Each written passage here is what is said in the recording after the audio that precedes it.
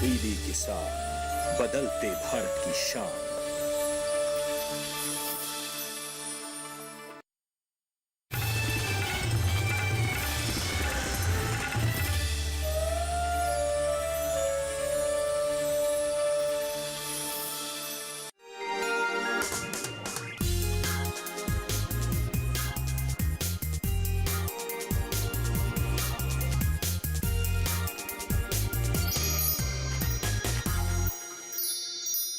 नमस्कार, मंडी.com में आपका स्वागत है। मैं हूं भुवन भास्कर।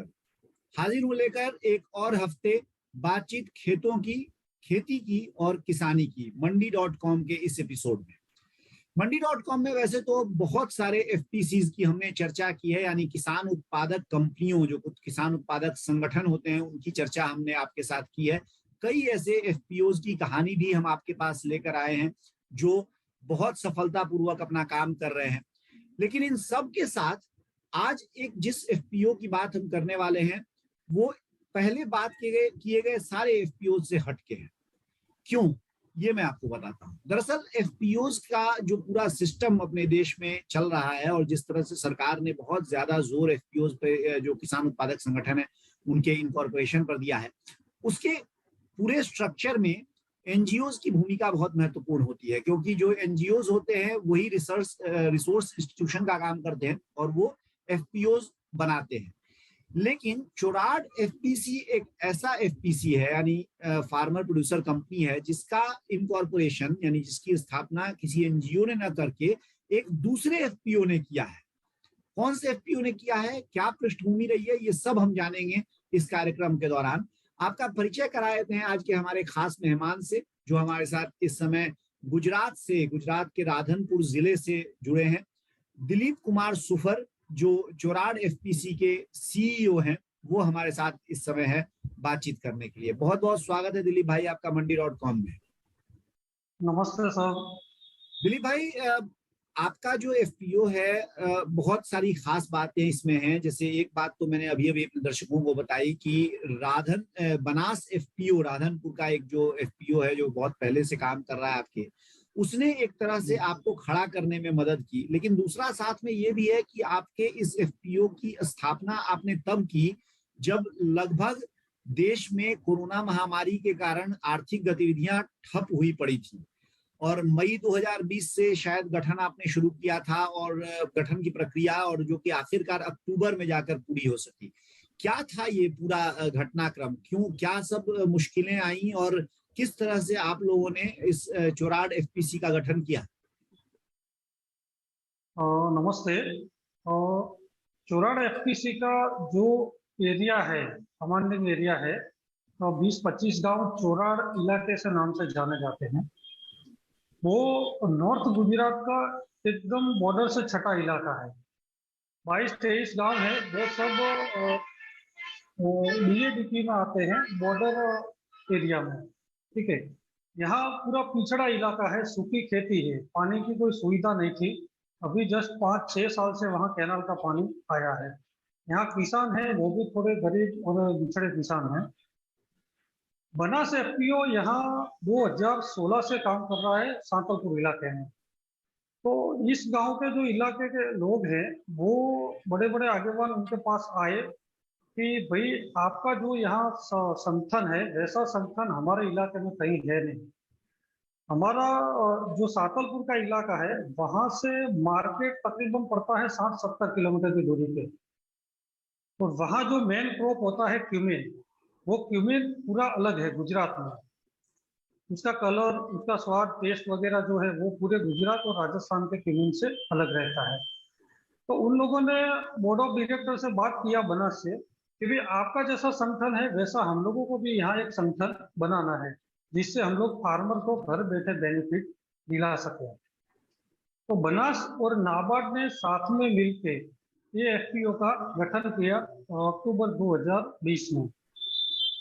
इसका प्रोसेस हम लोगों ने शुरू किया था बनास ने और बनास के बोर्ड ऑफ डायरेक्टर ने जनवरी 2020 से। तो उस टाइम पे 2 महीना प्रोसेस किया और सीधा लॉकडाउन लग गया। उसके बाद फिर कुछ काम हो नहीं पाया। फिर हम लोगों ने मई से शुरू किया, तो दिसंबर में आके हम लोगों ने रजिस्ट्रेशन करवाया। गांव में अवेयरनेस किए, फार्मरों को समझाया एफपीओ का क्या क्या बेनिफिट है। तो लगभग लगभग हमारा जो इलाका है सांतलपुर का, जो बॉर्डर से छटा है और पूरा रन से घिरा हुआ इलाका है, वहाँ ये एफपीओ एक कैसे सक्षम बन के उभर सकता है, वो सब हम लोगों ने गांव गांव गांव जाके पूरा फार्मरों को समझाया। फिर सब फार्मर इकट्ठा हुए जी दिलीप और भाई, बनास की मदद से। जी जी, मैं आपसे और भी सवाल पूछूंगा और तब समझूंगा अपने दर्शकों के लिए कि वास्तव में किस तरह से फायदा आप दे पाए। थोड़ा सा मैं आप से ये जानना चाहता हूं कि जो एफपीओ आपका है, क्योंकि आपने बताया अपनी बातचीत में कि वो बिल्कुल सूखा इलाका है और उसमें करीब 5-6 साल पहले तक तो खेती भी नहीं होती थी। अब पानी का स्रोत कहीं पहुंचा है तो थोड़ी बहुत खेती शुरू हुई है। तो एक तो जीरा आपने बताया, जीरे के अलावा और कौन कौन सी फसलें हैं जो कि वहां पर खेती की जाती है? यहाँ मेन जीरा, फिर अपना एरंडी है, केस्टर, मस्टर्ड और सौंफ। और खरीफ में ज्यादातर यहाँ क्लस्टर बीन है, मूंग है और ज्वार होता है सर। अच्छा। ये जो कम पानी में ये क्रॉप हो जाते हैं, केस्टर है, अपना ज्वार सीड है, मूंग है। खरीफ में कम बारिश पड़ती है तो उस टाइम पे हो जाता है, और फिर कैनाल में पानी आता है तो रबी में मस्टर्ड, केस्टर और फीमेल लेते हैं। तो ये जो फसलें हैं, इनकी मार्केटिंग के लिए, इन्हें बेचने के लिए किसानों के पास कौन कौन सा जरिया है, या कहा जाए कि मार्केट प्लेस कौन सा है जहां की किसान इनको बेचते हैं? सातलपुर से तकरीबन 50 किलोमीटर पे राधनपुर पड़ता है, जो एक बड़ा लोकल मंडी बोला जाता है। वहाँ केस्टर और मस्टर्ड के लिए वहाँ मार्केट मिल जाता है। ठीक है सर। क्यूमिन के लिए अगर ज्यादा क्यूमिन है तो उन लोगों को ऊंचा जाना पड़ता है, जो तकरीबन 120 से 30 किलोमीटर दूरी पे है। तो उसमें क्या करना पड़ता है, उनको कॉस्टली पड़ता है, किराया भी ज्यादा लगता है। और छोटे छोटे फार्मरों के पास 5, 6, 10 बैग होती है, तो वो 10 बैग लेके ऊंचा कैसे जाएगा, तो उनको कॉस्ट बढ़ जाता है। जी हमारा जो एफपीओ है वो सीधा उनके घर बैठे ही उनको रेट देता है, और मार्केट का जो मॉडल प्राइस रहता है हाँ उससे हाँ। एवरेज 50, 60, 70 रुपए प्लस रेट में देता है सर। चलिए, इसको हम थोड़ा और अच्छे से समझेंगे आपसे दिलीप भाई, क्योंकि देखा जाए तो किसान उत्पादक संगठन का पूरा मतलब ही यही है कि अगर जो किसान सदस्य हैं उसके उनको बेहतर फायदा हो, ज्यादा प्राइस मिले। वक्त हो गया एक छोटे से ब्रेक का। ब्रेक से लौटने के बाद दिलीप भाई सुफर से हमारी बातचीत जारी रहेगी चुराड एफपीसी की यात्रा के बारे में। बने रहिए हमारे साथ, देखते रहिए मंडी रॉक।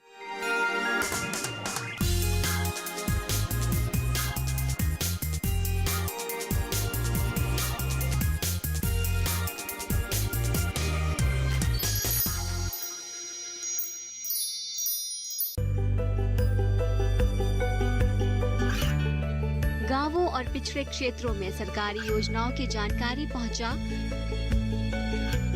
देश में कौशल और क्षमता विकास कर ग्रामीणों को सामाजिक बदलाव और विकास से जोड़ने की दूरदर्शन किसान की पहल चौपाल चर्चा देखें सोमवार से शुक्रवार सुबह 9 बजे। खुशहाल होंगे खेत, पशु रहेंगे स्वस्थ, सरकारी स्कीम का होगा लाभ, जब एक्सपर्ट्स का मिलेगा साथ, आपके सवाल विशेषज्ञों के जवाब, सिर्फ एक फोन कॉल की दूरी पर। देखिए किसानों का अपना प्रोग्राम हेलो किसान, सोमवार से शुक्रवार शाम 6 बजे से सिर्फ दूरदर्शन किसान पर।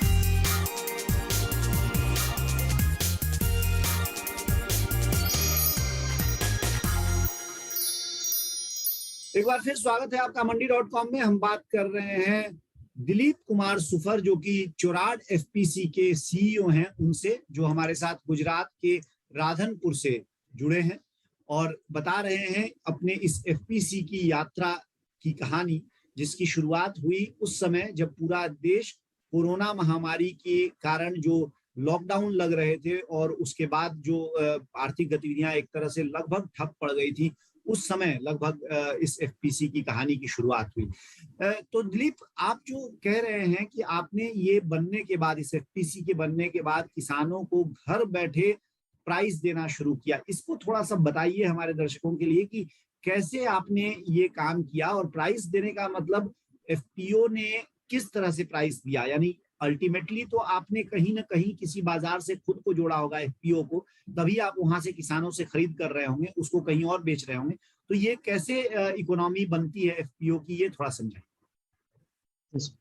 जब लॉकडाउन चल रहा था उस टाइम मंडियां सब बंद थी सर, उस टाइम पे कोई मंडी खुली नहीं थी, ठीक है। हम लोग क्या करते थे, एनसीडीएक्स का रेट पकड़ के चलते थे। हर रोज सुबह में हम लोगों का परचेसिंग शुरू होता है, हम एनसीडीएक्स को सीधा फार्मर को ही दिखाते थे, भाई देखिए आप ये रेट अभी चल रहा है, ठीक है। अपना जो कॉस्टिंग लग रहा है उसमें से हम लोग मिनिमाइज करके फार्मर को सीधा बेनिफिट देते थे। मान लीजिए कैस्टर 70 रुपये रेट अभी आज का चल रहा है, हम लोग उनसे सीधा 70 रुपये थोड़ा बहुत ज्यादा देके सीधा एनसीडीएक्स के रेट से ही परचेस कर लेते थे।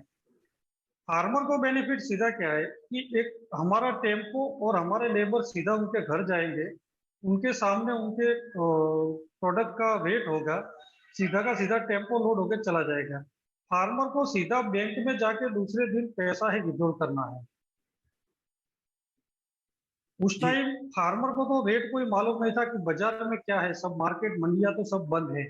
तो हम लोग एकदम सीधा उनके घर जाके ही बात करते थे कि भैया ये रेट चल रहा है, ये जो मंडी है वो ऑनलाइन मंडी है, पूरे इंडिया की मंडी है, यहाँ सब व्यापारी ऑनलाइन परचेस और सेल करते हैं, तो हम लोग यही रेट से आपका माल खरीदेंगे। यानी आपका कहना ये है कि जो कृषि कमोडिटी एक्सचेंज है एनसीडीएक्स, उस पे आप भाव देखते थे और भाव देख के उसी भाव के आधार पर आप खरीद करते थे। लेकिन दिलीप भाई, एनसीडीएक्स पे जो भाव आता है वो तो वायदा का भाव आता है, यानी फ्यूचर प्राइस आता है, जो कि उस महीने का या तो होगा या उसके अगले महीने का होगा। तो उससे आप हाजिर भाव किस तरह से मिलान करते थे उसका, और किस तरह से आप तय करते थे कि क्या भाव आप देंगे किसानों को? हम लोग सर जिस एक्सपायरी में बैठे हैं, मान लीजिए 20 अप्रैल में बैठे हैं, ठीक है सर, तो 20 अप्रैल तक का जो रेट चलता रहता है उस हिसाब से हम लोग परचेसिंग करते हैं और उसी हिसाब से हम ट्रेडिंग करते हैं सीधा जी, यानी उसको हम वैसे मैनेज करते हैं। नजदीकी महीने का जो कॉन्ट्रैक्ट है उसका जो भाव है उसी को आप बेंचमार्क मानते हैं?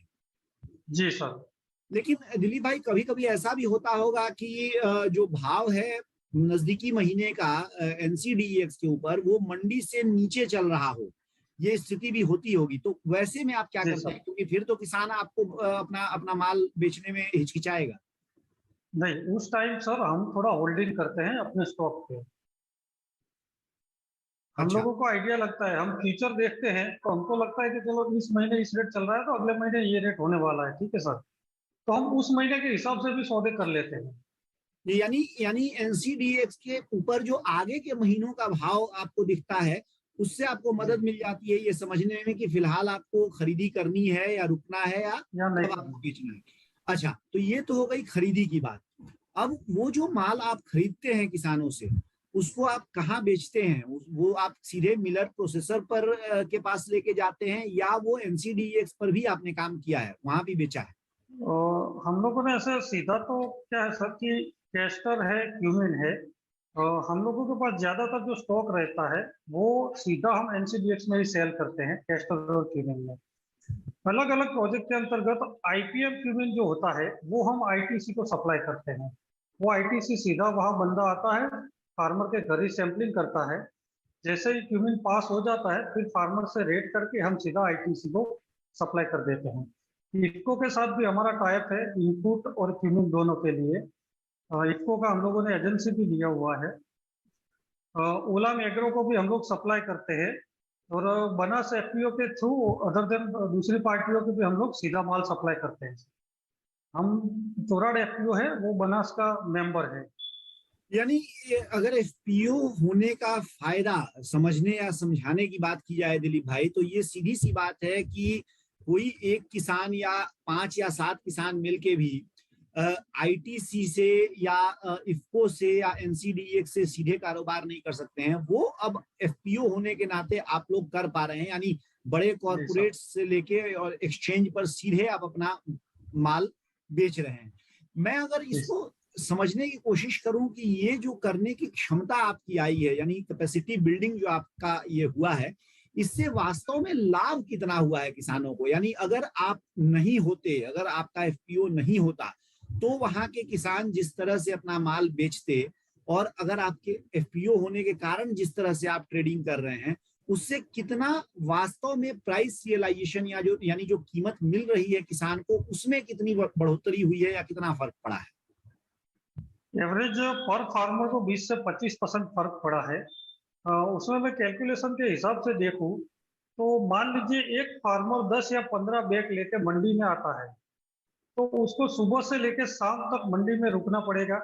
10 बैग का उसके घर से लेके मंडी तक का किराया लगेगा, फिर उसको कैश पेमेंट में लेके जाना पड़ेगा, और वो भी जो मंडी में रेट हराजी जो रहेगी, ऑक्शन जो रेट तय करेगा वही रेट में उनको देना पड़ेगा।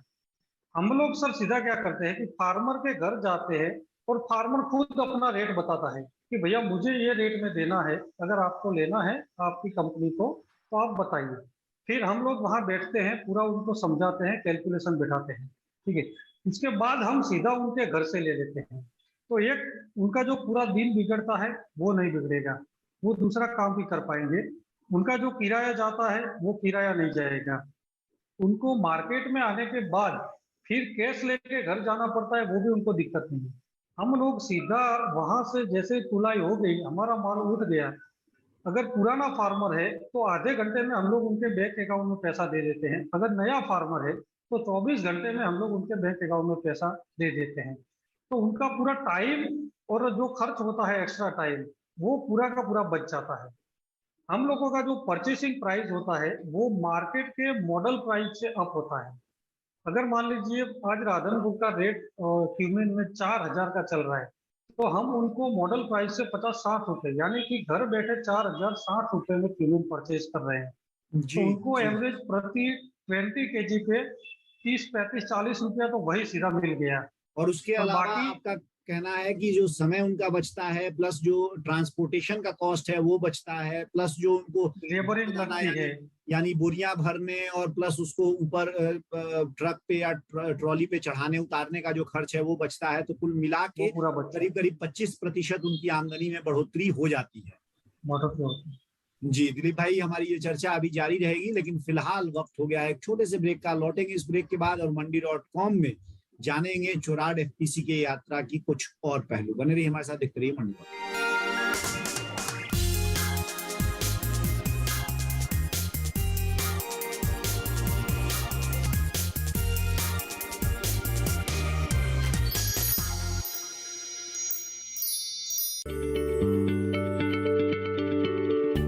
क्या आप किसी बीमारी से परेशान हैं? चाहते हैं डॉक्टर की सलाह? तो हम हैं आपके साथ, बताएंगे आपको जीने की राह। समस्याएं आपकी, समाधान देश के मशहूर विशेषज्ञों के। घर बैठे बात करें देश के जाने माने डॉक्टरों से। हमारे लाइव प्रोग्राम स्वस्थ किसान में हर शनिवार शाम 6 बजे से 7 बजे तक। ये कामयाबी है अन्नदाता की, ये कहानी है खेत और खलिहानों की। कैसे करें अपने पशुओं की देखभाल, जानिए गांव-गांव के किसानों का हाल। देखिए गांव किसान, सोमवार से शुक्रवार दोपहर 12।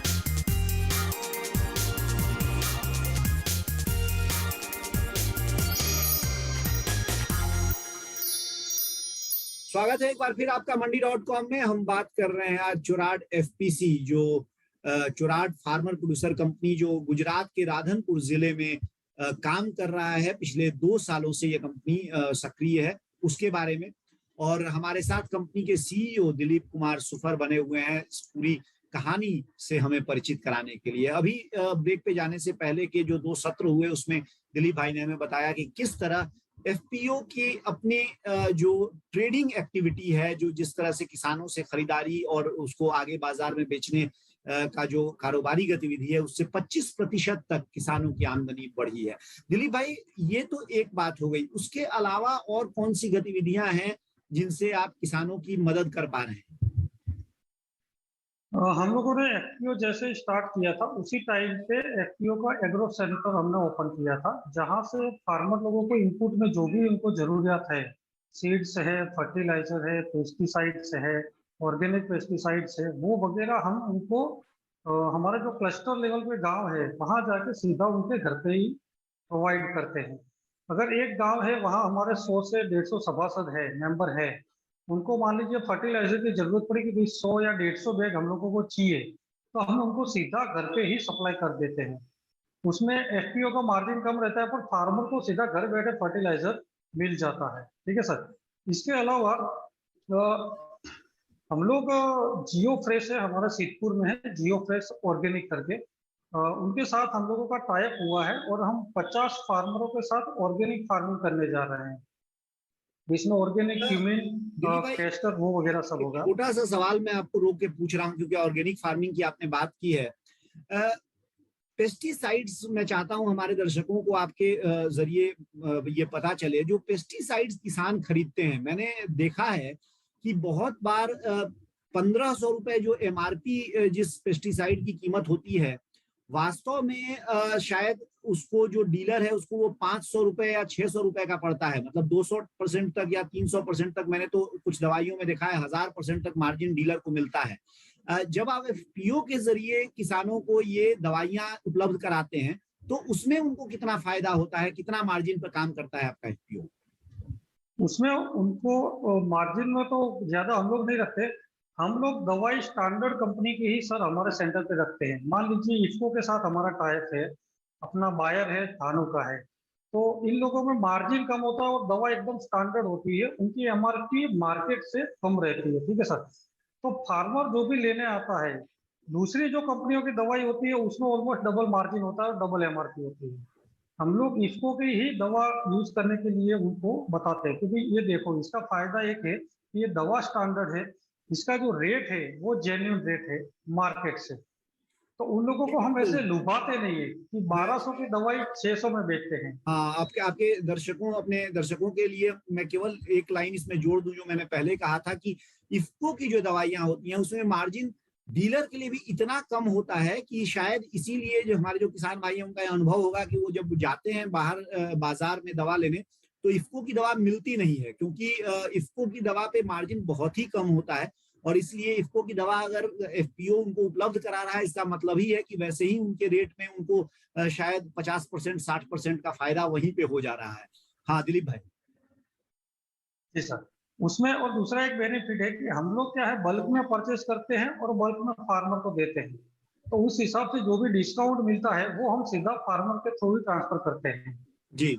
हम लोगों का जियो फ्रेश के साथ टाइप है और हम लोग 1 साल हो गया है 50 फार्मरों के साथ ऑर्गेनिक फार्मिंग करने जा रहे हैं, जिसमें फार्मर सिलेक्शन हो गए, क्यूमिन, कैस्टर जो भी उस जमीन में होगा उत्पन्न वो पूरा ऑर्गेनिक होगा। जैसे ये 50 का हम लोगों को सक्सेस रेट मालूम पड़ेगा, उस हिसाब से हम आगे बढ़ते जाएंगे और 50 के पेयर में करेंगे। प्लानिंग में सर हमारा भविष्य में ये है कि अभी हमारे पास 550 मेंबर है, तो उसको हम 1500 मेंबर तक लेके जाएंगे और 25 पूरे जो हमारे इलाके के गांव हैं 25 के 25 गांव 100% हो जाए, ऐसा हम प्रयास कर रहे हैं। इसके अलावा हम लोग एक ऑयल मिल डालने जा रहे हैं जिसमें कैस्टर और मस्टर्ड दोनों का हम लोग वहाँ प्रोसेसिंग कर पाए। जी जी जी। हमारे दर्शकों के लिए मैं ये भी बता दूं कि जो लोग नहीं जानते हैं कि एफपीओ या एफपीसी क्या होते हैं, तो ये किसानों का संगठन होता है, किसानों की कंपनी होती है जिसके बोर्ड के सदस्य भी किसान होते हैं और जिसके शेयर धारक भी किसान होते हैं। यानी जो किसानों को फायदा ऐसे मिलता है जो अभी दिलीप भाई ने बताया तो मिलता ही है, लेकिन जो एफपीओ की आमदनी होती है वो भी दरअसल जो शेयर धारक किसान है उन्हीं का फायदा होता है। दिलीप भाई आपका बहुत बहुत शुक्रिया, बहुत बहुत धन्यवाद हमारे साथ कार्यक्रम में जुड़ने के लिए और ये तमाम बातें हमारे दर्शकों से साझा करने के लिए। नमस्ते सर। ये थे Dilip Kumar super, CEO चोराड FPC के, जो हमारे साथ जुड़े थे और जिन्होंने पूरी कहानी बहुत विस्तार से हमें बताई और हमें समझाया कि कैसे एक एफपीओ के होने के कारण जो गुजरात का वो राधनपुर जिला है जहां और भी ये बनास एफपीओ उन्होंने बताया कि काम कर रहा है 2016 से, और 2020 में उन्होंने काम करना शुरू किया है। कैसे किसानों के लिए स्थितियां बदली हैं, कैसे उनकी आमदनी में बढ़ोतरी हुई है, और इस कहानी से ये सीधे सीधे हमें ये समझ में आ जाता है, आ सकता है कि एफपीओज किस तरह से छोटे और सीमांत किसानों की आर्थिक स्थिति और सामाजिक स्थिति को बदलने में महत्वपूर्ण भूमिका निभा सकते हैं। दीजिए मुझे अब इजाजत चलने के लिए मंडी.com से, लेकिन बने रहिए हमारे साथ, देखते रहिए डीडी किसान, क्योंकि डीडी किसान पर खबरों का और कार्यक्रमों का सिलसिला जारी। आपकी राय हमारे लिए बहुत महत्वपूर्ण है। आप हमारे टोल फ्री नंबर पर कॉल कर सकते हैं और अपनी राय दे सकते हैं। साथ ही आप ईमेल के जरिए भी हमें अपनी राय दे सकते हैं। हमारा ईमेल पता है ncdexmandi@gmail.com।